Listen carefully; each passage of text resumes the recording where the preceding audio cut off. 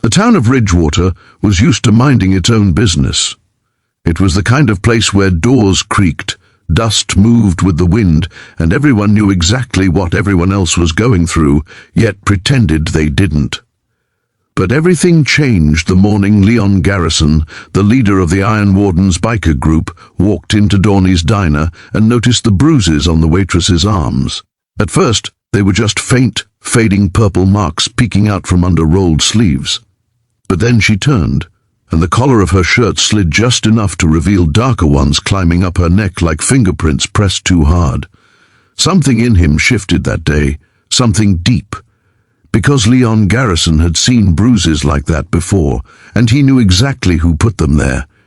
If you believe in kindness, second chances, and stepping up when others stay silent, please like, comment, share, and subscribe to our channel Light of Kindness. Your support keeps stories like this alive. Her name was Maren Cole. She was quiet but not shy, always polite but never exactly cheerful, and she carried herself like someone who tried every day not to take up too much space. Leon had seen her for months, always serving coffee with a soft smile. Everyone liked her, but no one really knew her. She lived in the small rental house 3 blocks behind the old hardware store. People whispered sometimes that they heard arguments late into the night, something breaking, a voice raised, then silence. But no one asked, no one stepped in. Ridgewater was like that. You minded your business and hoped bad things disappeared on their own. Leon, however, was not built from that kind of silence. He had once been the cause of bruises. Not the kind you saw on skin, but the kind that lived inside people long after the damage was done. Years ago, before he cleaned his life up, before he took leadership of the Iron Wardens and turned them from a violent group into a brotherhood of protection, he had hurt people.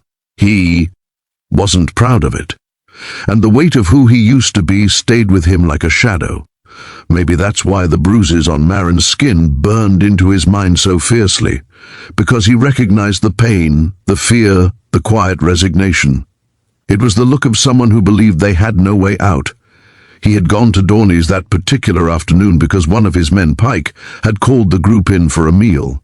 It was just another day, another ride. Sunlight glowed across the chrome of their bikes. The townsfolk watched them as usual, some with curiosity, some with unease. Leon was used to that. Large men in leather jackets rarely inspired calm. But inside the diner, things felt different that day. Maren was slower. She moved like her ribs hurt. When Pike accidentally dropped his fork and she bent to pick it up, Leon saw her flinch.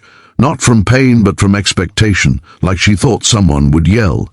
Leon spent the whole meal watching her and thinking, she deserved peace.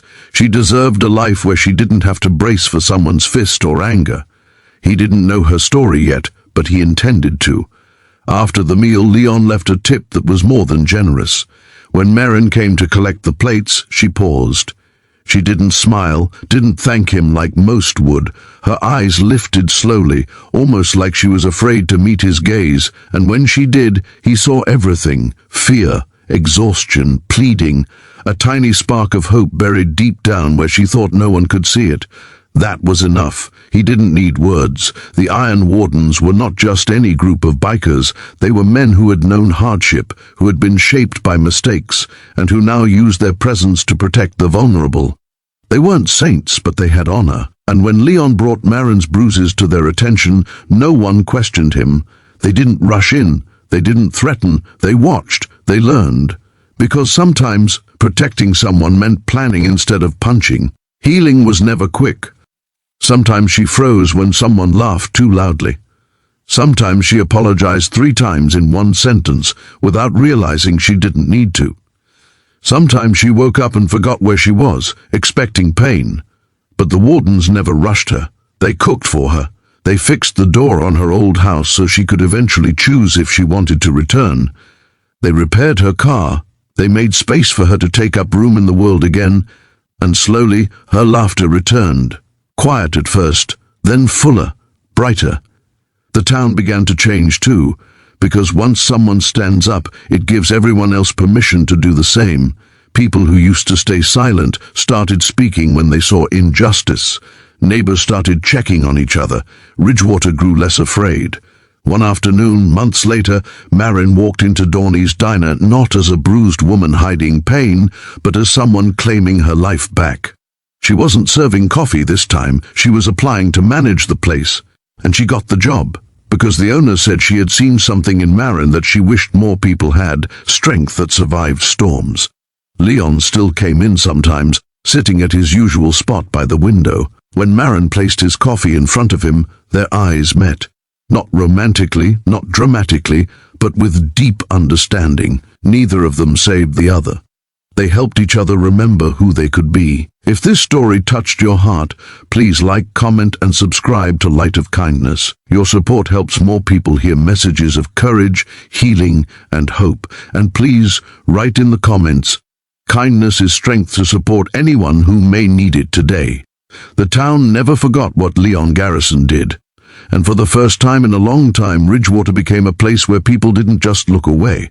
They looked out for one another. And sometimes that's how healing begins.